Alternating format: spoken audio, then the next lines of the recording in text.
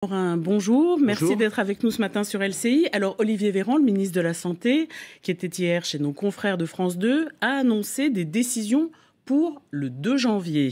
Un couvre-feu avancé à 18 h dans une vingtaine de départements. Beaucoup d'élus et de responsables estiment que c'est trop tard. C'est votre sentiment ?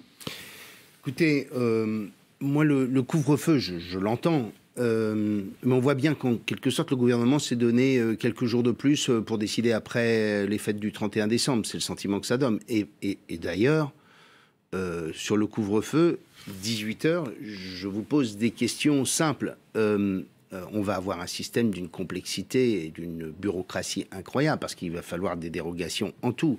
Je vais chercher mon môme à la crèche après 18 h. Je rentre du lycée après 18 h. Je rentre du boulot pour beaucoup de Français bien après 18 h. J'ai des dérogations. C'est quoi?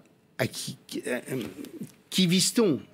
Qui est concerné par ce couvre-feu à 18 h? Ce que vous dites, c'est que c'est une demi-mesure et qui est finalement pas très efficace. Et donc, en clair, j'ai interrogé mon camarade Jean Rotner, qui est président de la région Grand Est, qui me dit, mais pourquoi ne pas avoir fait le modèle de la Mayenne, c'est-à-dire éventuellement des confinements très localisés dans des endroits où très clairement le virus n'est plus sous contrôle?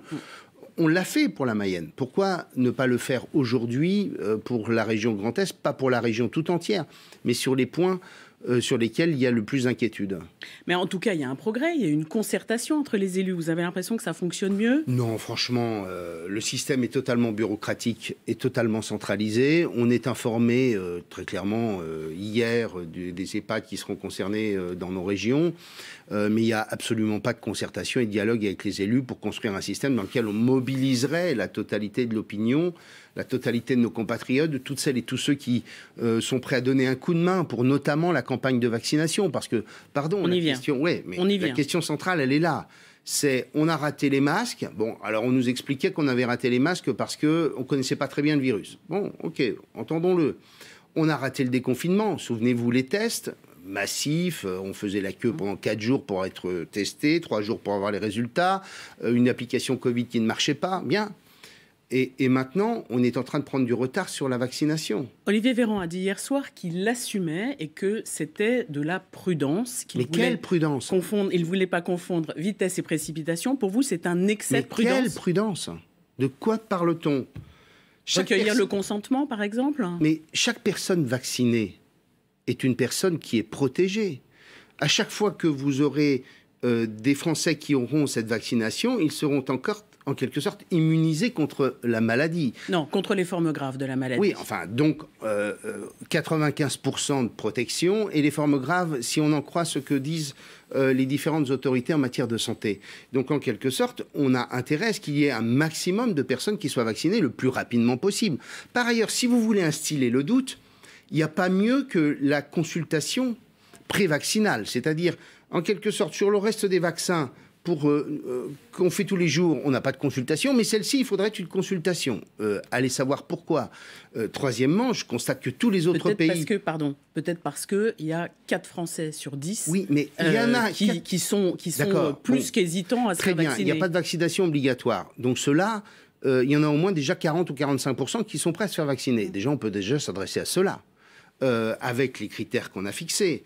Mais très clairement, il y a déjà toute une cohorte de la population française qui est prête à obtenir, tout du moins à se faire vacciner. Bien.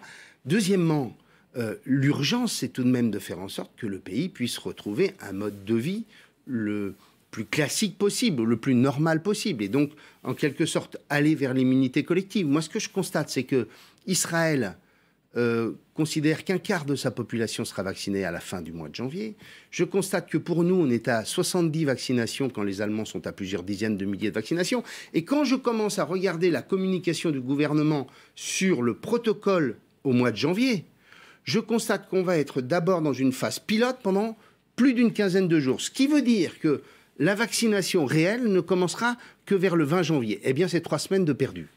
La critique est aisée, j'ai envie de vous dire. Oui, mais moi je vous dis aussi, on peut à chaque fois se dire que la critique est aisée, mais sur chaque sujet, on constate qu'on a mis en place le même modèle, un modèle bureaucratique, centralisé et jacobin, qu'on n'associe en rien les collectivités pour bâtir des modèles dans lesquels on mobilise toutes celles et tous ceux qui sont prêts à donner un coup de main et pour faire en sorte que la vaccination se fasse le plus rapidement possible. Soit on y croit, soit on n'y croit pas. Et comme on doit y croire, moi je trouverais extrêmement sain que le président de la République, le Premier ministre et le ministre de la Santé soient les premiers vaccinés et qu'ils le montrent comme moi je l'avais fait quand j'ai été ministre de la Défense, où le chef d'état-major des armées m'avait dit ce serait bien que le ministre de la Défense se fasse vacciner contre le H1N1 puisque nous le demandons aux militaires. Eh bien, que ces trois figures de la responsabilité en France le montrent aux Français pour démontrer la confiance qu'on peut avoir dans le vaccin. Il y a 200 maires qui souhaitent montrer l'exemple et qui souhaitent se faire vacciner. Est-ce que vous pensez, j'ai bien entendu votre proposition que le maire, le Premier ministre et que le ministre de la Santé se fassent vacciner,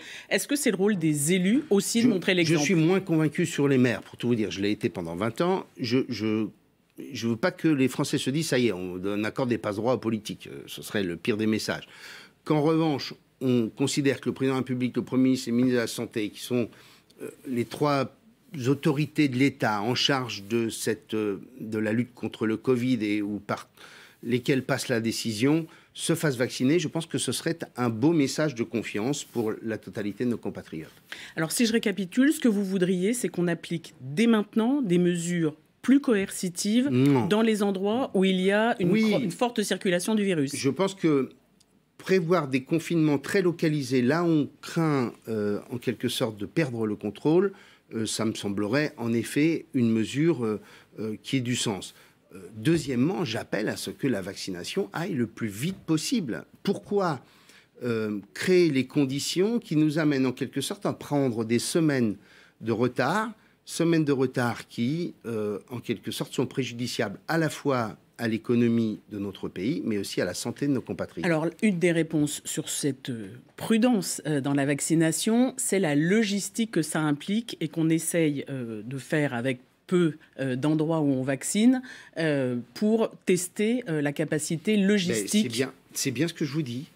Faisons appel aux collectivités pour dire, voilà, on a ces problématiques-là, comment on les règle ? Est-ce qu'à tel endroit, on peut ouvrir un gymnase ? Est-ce que je constate qu'en Allemagne, c'est ce qu'on fait, donc oui, mais nous, ça n'a pas marché en 2009. Oui, donc mais c'est pas la même situation, c'est pas la même chose. Deuxièmement, est-ce qu'à tel endroit, on mobilise des moyens de transport ?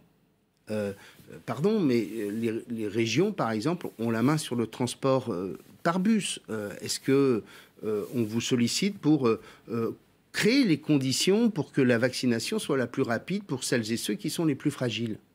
Ça me semblerait, pour moi, une bonne politique. Faire confiance à ceux qui peuvent participer au combat et au retour à la vie normale. Comme d'habitude, si j'ose dire, vous dites priorité au local, au terrain local, en liaison avec l'exécutif, c'est ça ? Je vais vous dire, toute cette crise...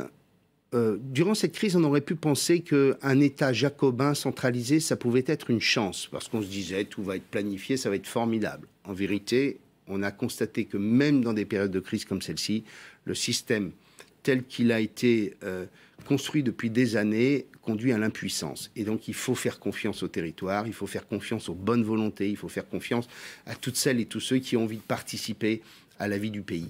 C'est aussi simple que ça. Autre chose dans l'actualité, le Premier ministre s'envole aujourd'hui pour le Tchad pour être auprès des soldats engagés dans l'opération Barkhane. Et on le sait, 3 soldats sont morts il y a peu dans le cadre toujours de cette opération militaire.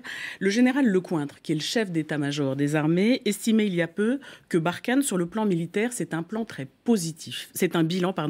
positif. Est-ce que vous partagez cette opinion ?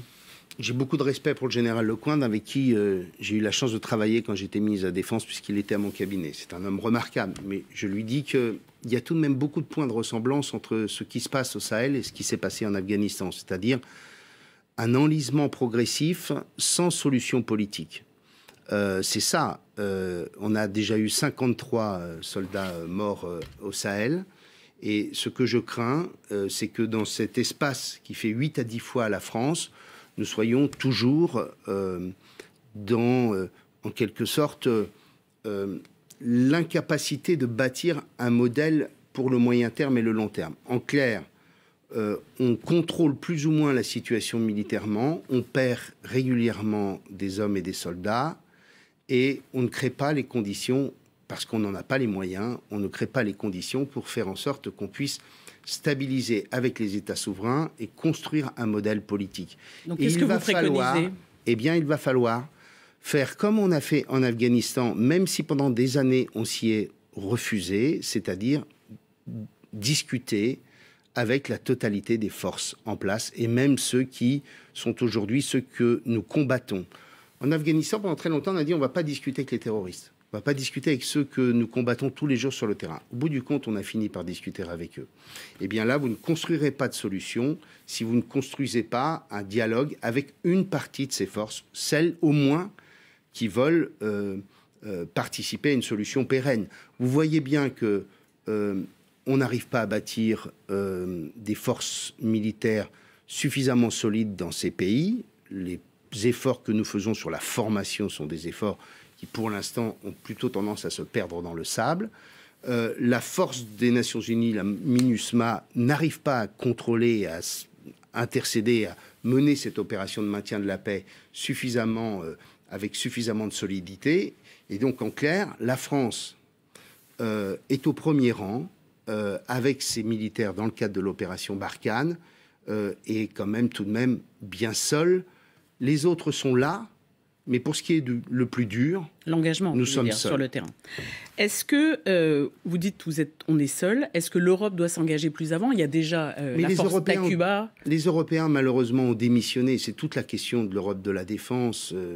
En clair, depuis des années et des années, des décennies, les Européens ont renoncé à assurer leur sécurité par eux-mêmes. Ils l'ont confié aux Américains, notamment à travers l'Alliance Atlantique. Ils continuent à être sur ce modèle-là et refusent par ailleurs à faire en sorte que l'Europe puisse peser dans les affaires du monde. C'est malheureusement ce renoncement auquel on assiste tous les jours.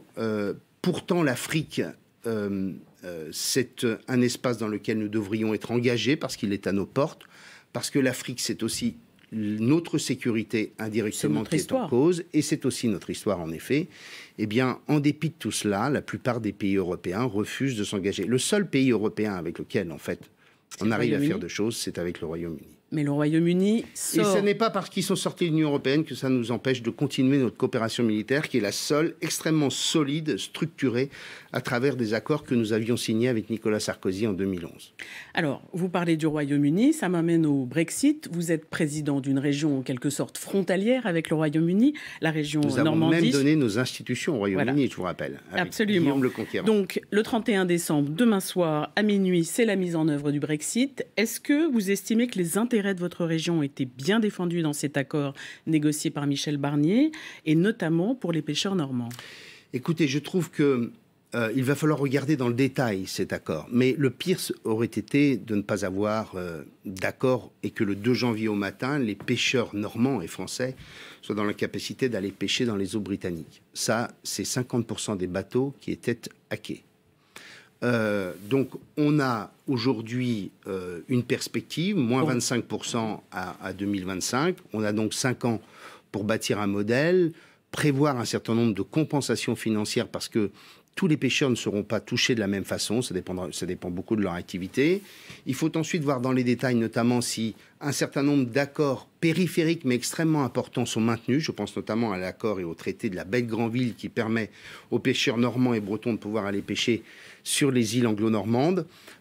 Mais en clair, on était parti sur un modèle où 60%, on devait réduire notre effort de pêche sur les eaux britanniques de 60%, c'est ce que voulaient les autorités britanniques. On est arrivé à 25% à 5 ans. Franchement, on a évité le pire. Après, il faut voir dans le détail comment les choses vont se mettre en place.